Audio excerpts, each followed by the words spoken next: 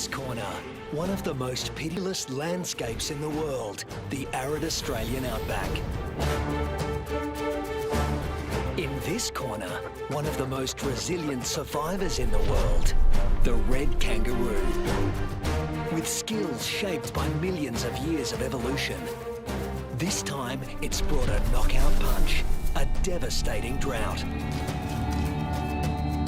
As thousands succumb to dehydration and starvation, one remarkable kangaroo may be on the ropes. Can he make it through hell on earth? Or is this one fight even the red kangaroo can't win?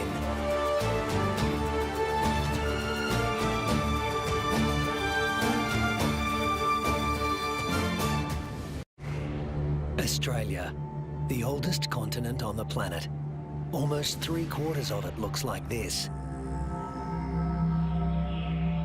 At its centre, it gets 5 inches of rain a year.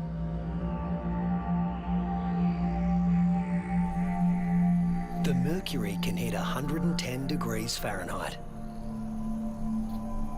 But the hardest part for those who live here is the climate's unpredictable personality.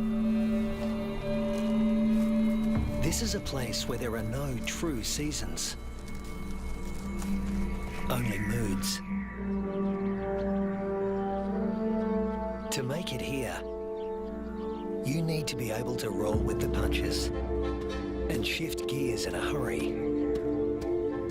The acknowledged master of that art in the Australian outback is the red kangaroo, the largest marsupial in the world.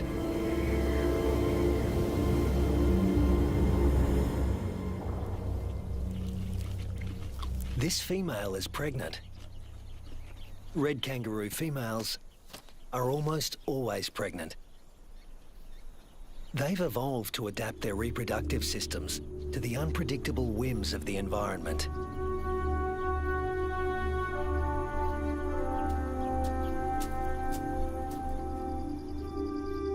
At any given moment, a female can have 3 offspring to care for, each at a different stage of development.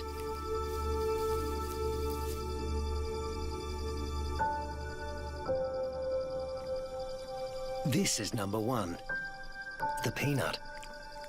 After 33 days developing in the womb, the newborn emerges as a blind, hairless, pink creature, roughly the size of a peanut. We call him Rusty. There's virtually no sign of the powerful hind legs we all associate with the kangaroo. Almost immediately, the female goes into heat again, releasing hormones that stimulate ovulation. Once fertilized, the mother's endocrine system puts the development of this new embryo on hold. That's number 2. Its progress won't be kick-started again until the peanut reduces his suckling.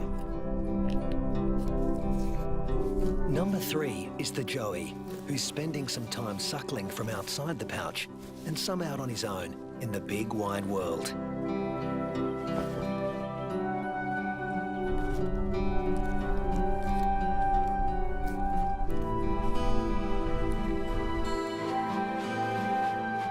The female is a living assembly line of young at various stages of development. But when times are hard, the system has to be ruthless. She will cut off nutrition to the peanut in her pouch, and when it dies, she'll restart the embryo's development to take his place.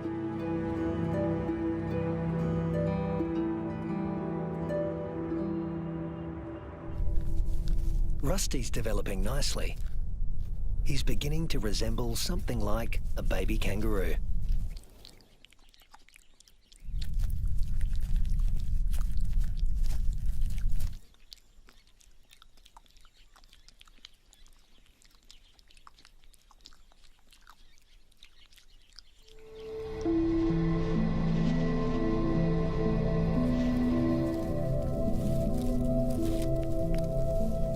Now 3 months old, he can hear all the sounds of the world he'll soon be inhabiting. It's all so unfamiliar. It's not surprising he'd prefer to stay in the pouch for just a while longer.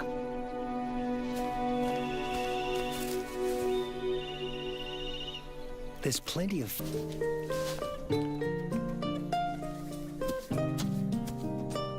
But Rusty's not the only one in the neighbourhood with a serious set of legs.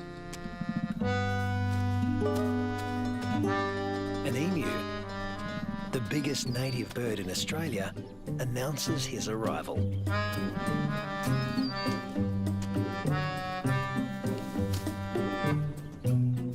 His skirt of feathers absorbs 80% of solar radiation, leaving the skin underneath cool. And this dad needs a cool head. In the emu world, dads take on all parental responsibility. The chicks will be under his wing for 18 months. Not exactly the red kangaroo way. Males are pretty much deadbeat dads. They leave as soon as the young are conceived. Rusty also still relies on his mother for food and protection, so he tends to stay close. But apparently he's also got an independent streak. Maybe there's even more fun out there. Soon he leaves the rest of the mob and is in uncharted territory. Not a good place for a baby kangaroo to be.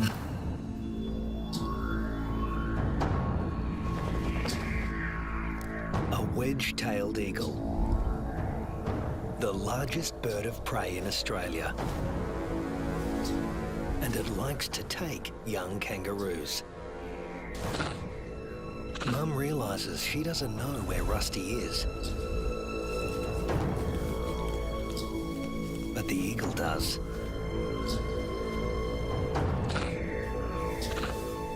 Rusty's big ears and instincts tell him something's not right, but he's too young and inexperienced to know what it is.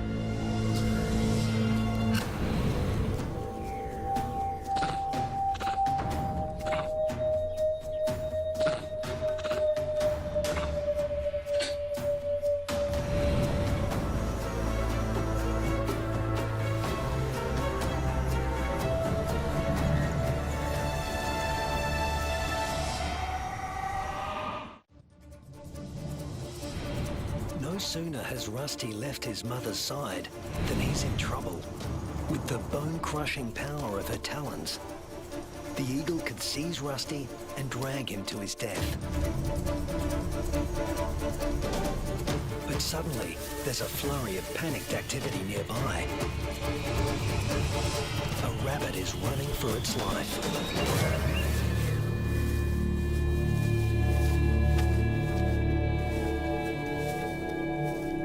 Luckily for Rusty, there was easier prey to be had. This time,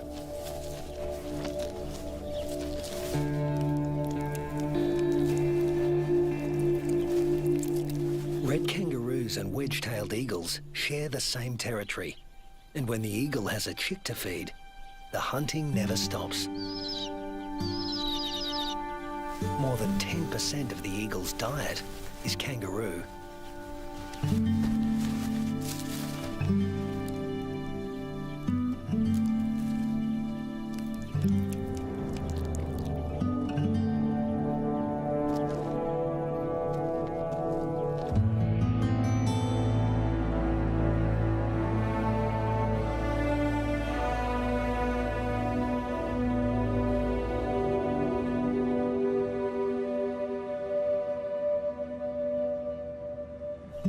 Rusty is now 8 months old and a full-fledged joey, a juvenile that spends all his time outside the pouch.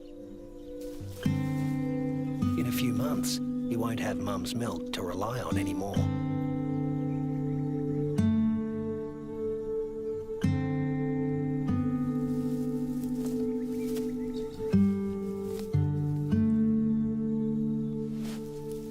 And his mother will start tapering off his milk supply because there's another bun in the oven and it needs the nutrition.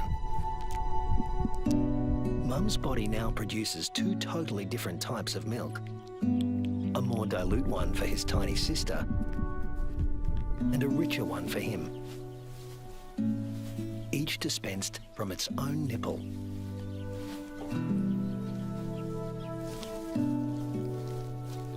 But males like Rusty are about 10% larger at weaning than the average female and are heavy drinkers.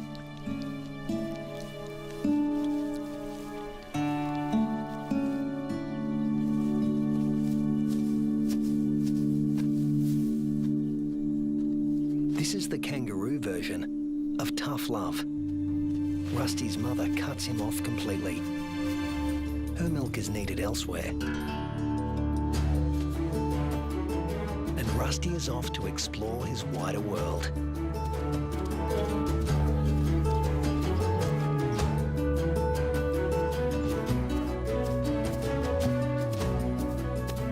Before long, he happens on another group of kangaroos. These are grey kangaroos, smaller than reds and more suited to areas where the climate is relatively predictable. They don't conserve water as well as reds and prefer the shade of the wooded areas on the desert's edge. Rusty is apparently a new experience for them as well. It's like a get-together with distant relatives you've heard of but never met. Slightly awkward.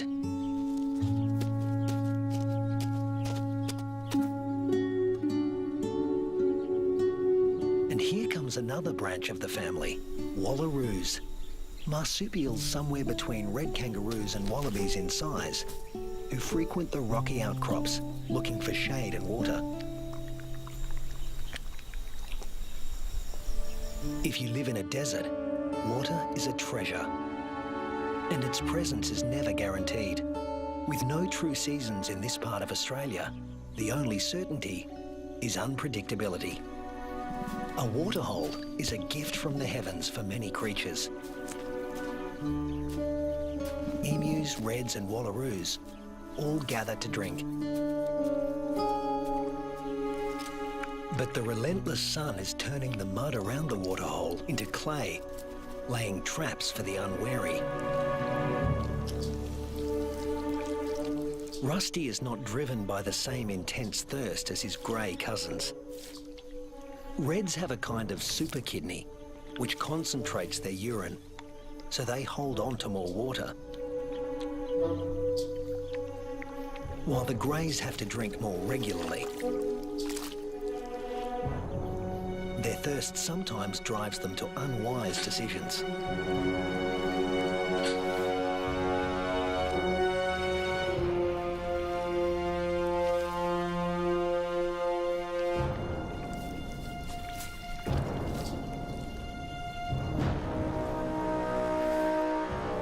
This young grey is in trouble, deep trouble, and he's drawing some unwanted attention. A dingo. Dingoes will gladly take a young kangaroo under any circumstances. A joey stuck in the mud and unable to flee, that's just too good to resist. The other kangaroos can't help him. His fate is sealed. Even at the tender age of 18 months, Rusty has the good sense to get out of Dodge in a hurry. Now he's on the road again, in search of a good meal. He's still an adolescent, and burning through energy at a faster rate than an adult.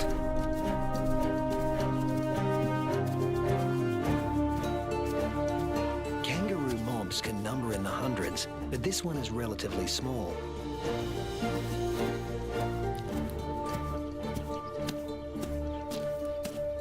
And Rusty's appearance on the scene has caught another male's attention. They're around the same size and the same age, perfect sparring buddies. Game on. But this isn't a life or death battle.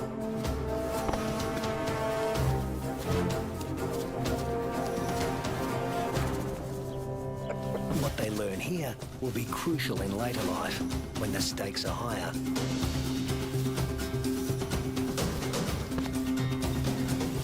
Long arms for wrestling win fights, and females want winners.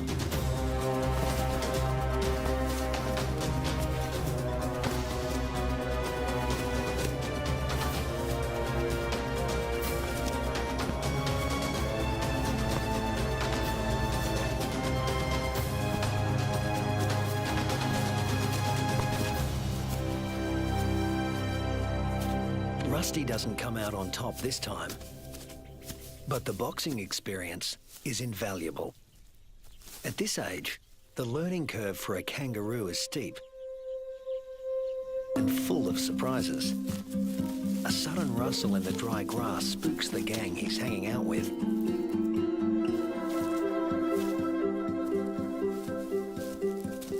But Rusty's the curious type. A shingle-back lizard,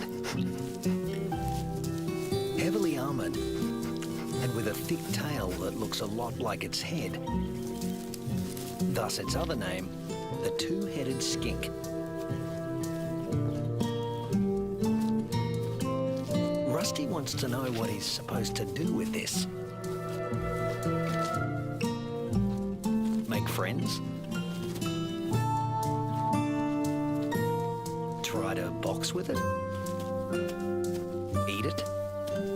The lizard doesn't seem suitable for any of these activities, and Rusty eventually gives up on the relationship.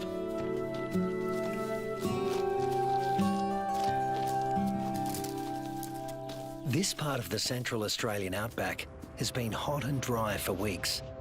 The plants have been picked clean.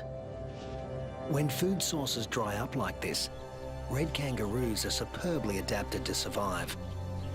Still, even they can't live without water. But something is happening 100 miles away.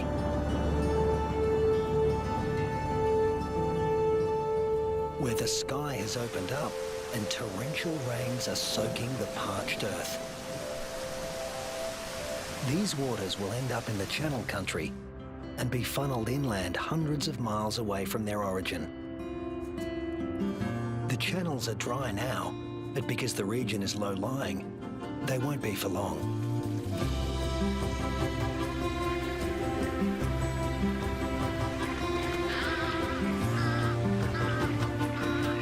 And what was once an arid wasteland begins to revive.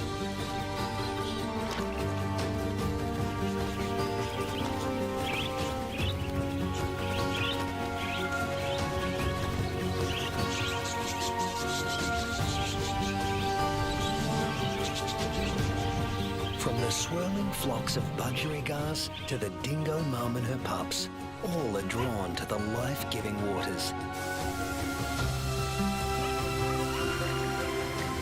The young eagle flexes its new feathers. And a young kangaroo celebrates in her own playful way.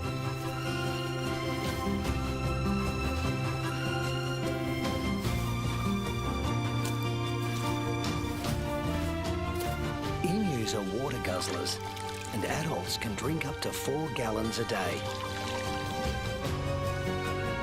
Like all emus, the chicks revel in a cooling bath.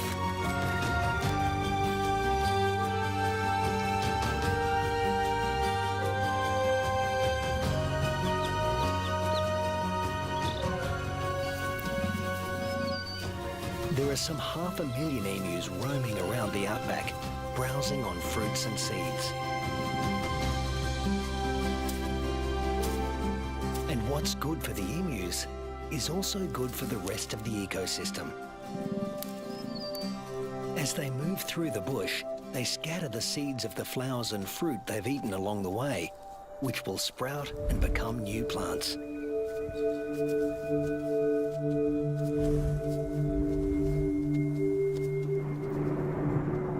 The weeks turn into months. Rusty. Red kangaroos are built to get where they want to go.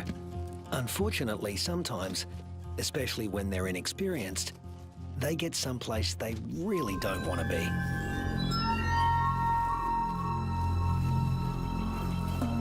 The inland taipan is the most toxic snake on Earth. There's enough venom in one bite to kill 100 full-grown men.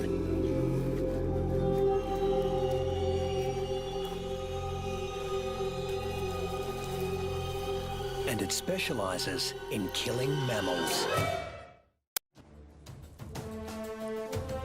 The Australian desert is the kingdom of the reptiles, but kangaroos know too well to leave all snakes alone.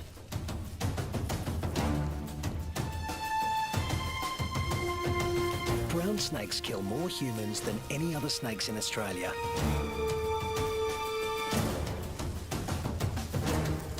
But it's not the biggest reptile in the neighbourhood. This is. The parenti, reaching 8 feet long, venomous and fast on its feet.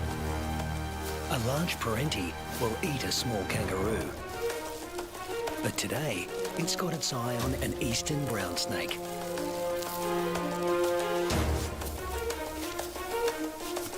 The forked tongue of the parenti follows the brown snake's chemical scent trail and leads him to an abandoned burrow.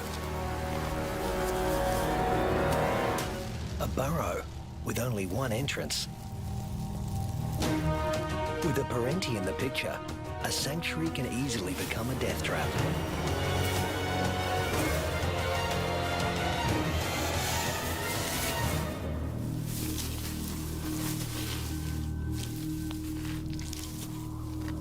The body of one fearsome reptile disappears into the body of another.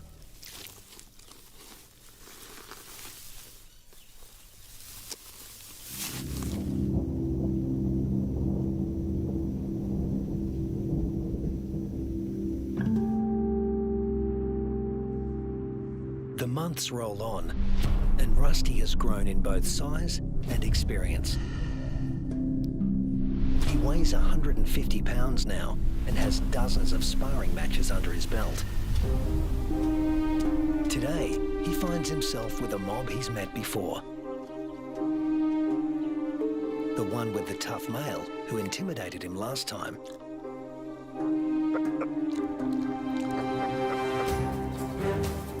But that was 5 years ago, and Rusty's not running away this time.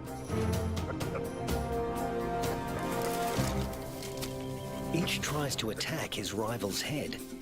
Each instinctively keeps his own head back out of range. Although highly ritualized, fights between dominant males can mean a future as king or a loner, depending on the outcome. Testicles can be retracted. Don't want those damaged. Rusty, with the darker fur, is putting up a good fight, but the alpha male is more experienced. The females don't care who wins, just so long as he's got good genes. But Rusty is younger than his opponent and in top fighting form.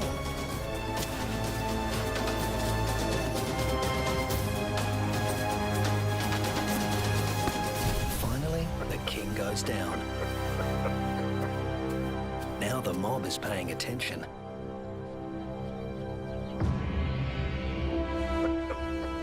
Rusty's the top male now, and to the victor go the spoils.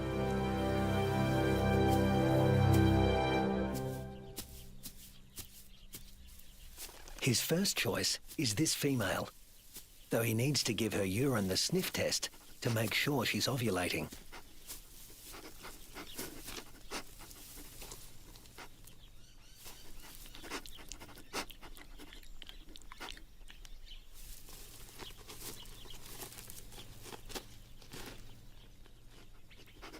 She's ready. But Rusty has only a brief window of opportunity. She may only be receptive for a matter of hours. Better get to it.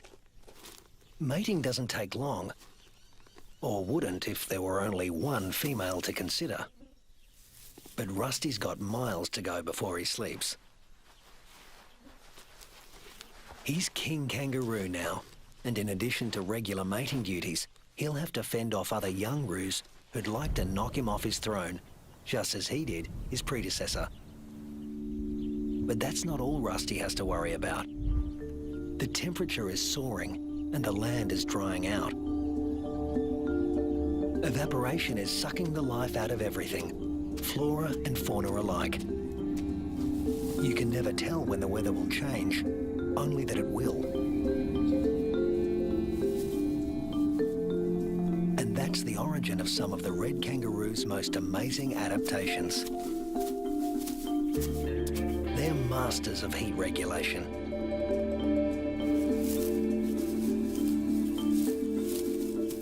The fur on their backs reflects about 30% of incoming heat and keeps their skin cool, the blue parts of this thermal footage. Spreading saliva over their forearms cools the blood, which has been brought close to the skin surface via a dense cobweb of capillaries.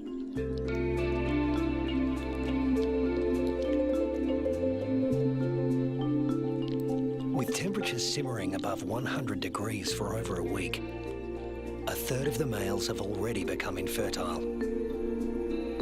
If these temperatures were to continue for 3 more months, the number would more than double. Reds defend their sperm by licking their scrotums to keep them cool. And in contrast to their battle strategy of retracting the scrotum, males let their testicles hang way down below their overheated trunks, keeping them about 7 degrees cooler than at their cores. The sand, even a few inches down, is cooler than at the surface. Red kangaroos dig until they reach cooler soil, and then,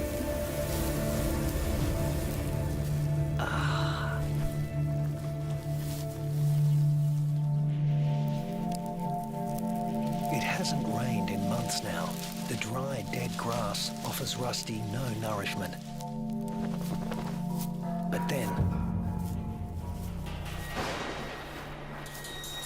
unfortunately, these are dry electrical storms. No rain will come from them. But something else will. Something worse than hunger.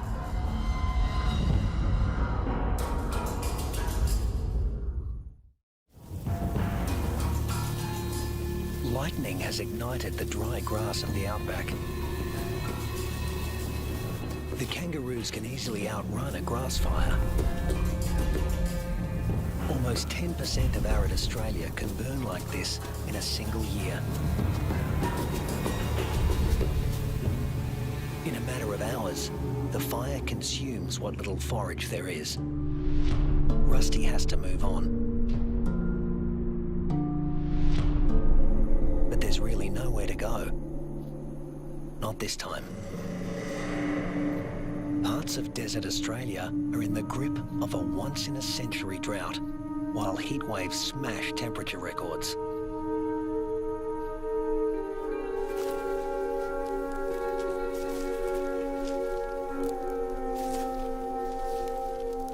Nothing that lives here has ever experienced anything like it, Rusty included.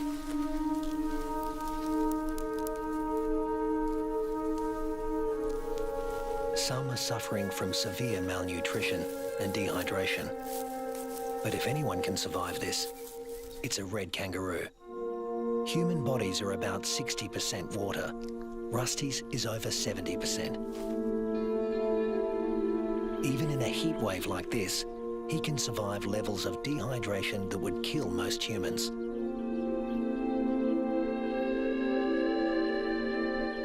Reds only sweat when they're on the move. At rest, they pant, which uses less water than sweating. Raising their breathing rate to over 200 breaths a minute reduces their deep body temperature and cools their brains. And of course, they cover their limbs in cooling saliva. But there's a price to pay. Licking uses up precious water. If the drought continues much longer, this form of cooling will be too costly. The kangaroos stay under whatever shade they can find.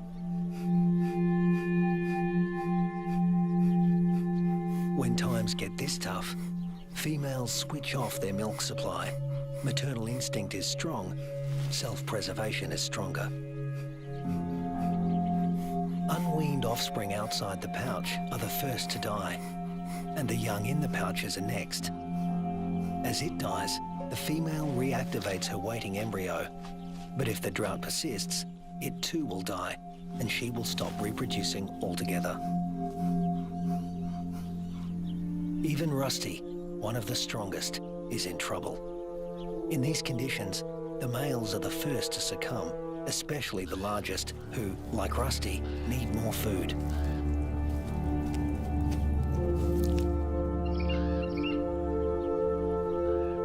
The demise of the red kangaroos is the wedge-tailed eagle's bounty.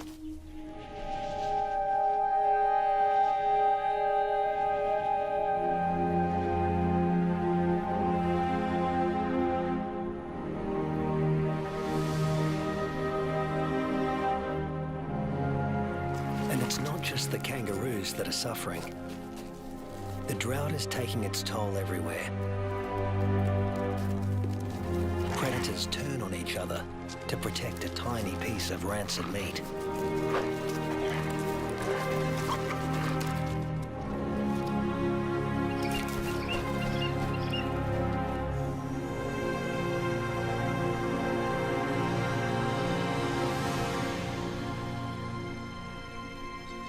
This is the last remaining waterhole.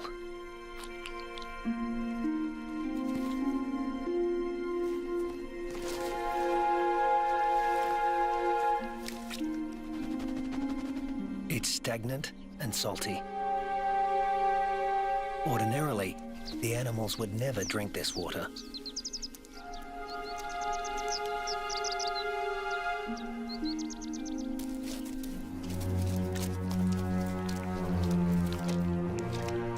But desperation drives them.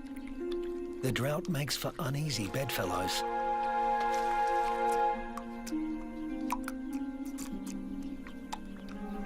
This is a sign of things to come.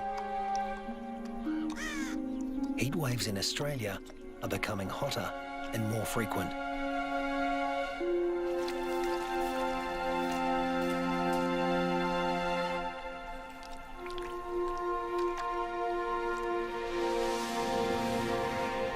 The intense dry heat continues and the casualties mount. Among them are many of Rusty's offspring. In some parts of these desolate lands, drought can kill 8 out of every 10 kangaroos.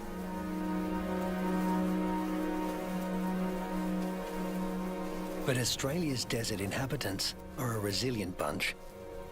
After all, these may have been the hottest temperatures for the last 100 years.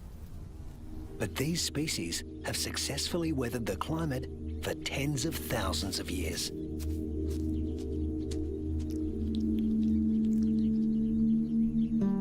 And Rusty is still here, conserving his energy and biding his time.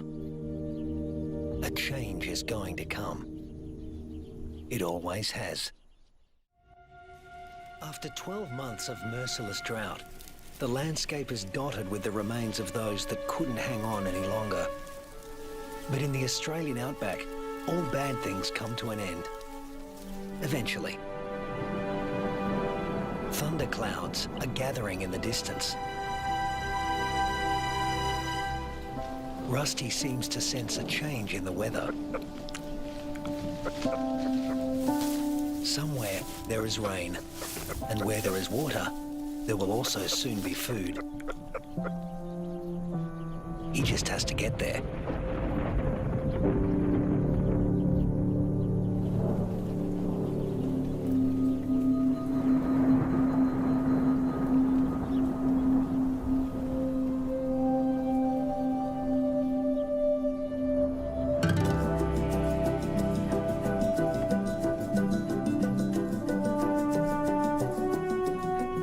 With what remains of his ebbing strength, Rusty heads in the direction of a storm.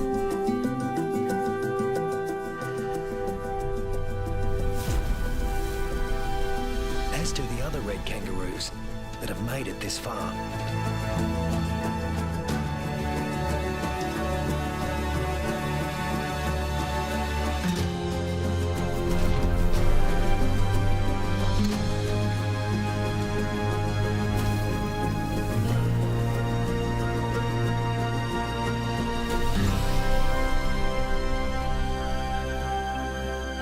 When Rusty reaches the area watered by the storms, he finds a world restored by rain.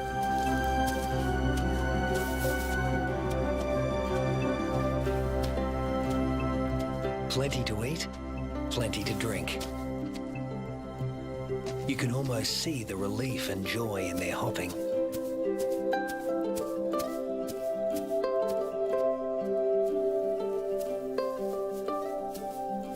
They will stay here and take in the nourishment. In only a few weeks, males and females will have their health restored, and soon they'll be ready to reproduce once again.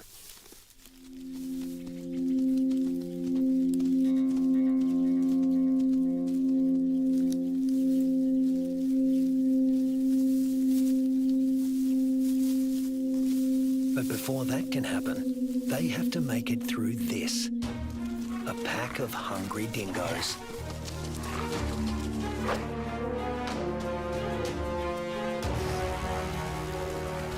Hunting in a pack more than doubles a dingo's success rate. Normally, they'd go for the weakest kangaroos in the group. But a pack of this size can take down something bigger. Something like Rusty.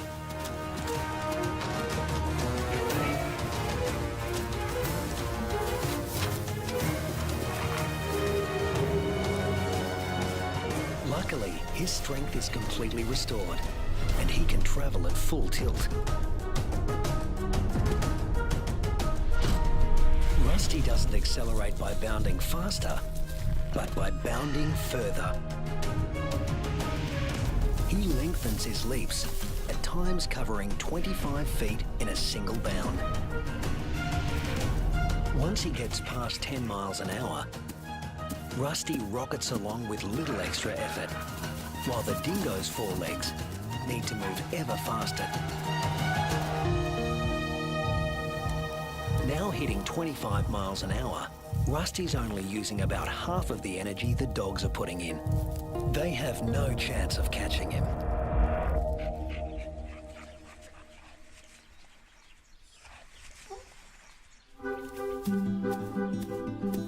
Now Rusty can turn his attention to replacing the offspring lost to the drought.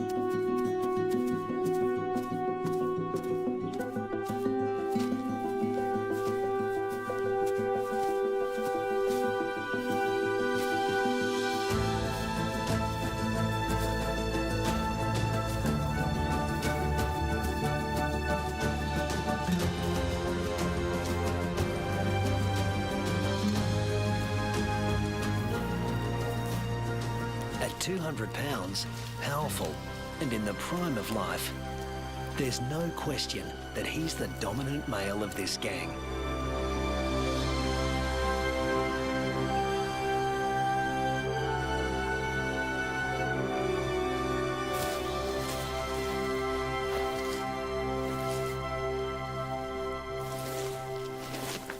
The young he-fathers will need an advantage to survive a world as harsh and unpredictable as this one.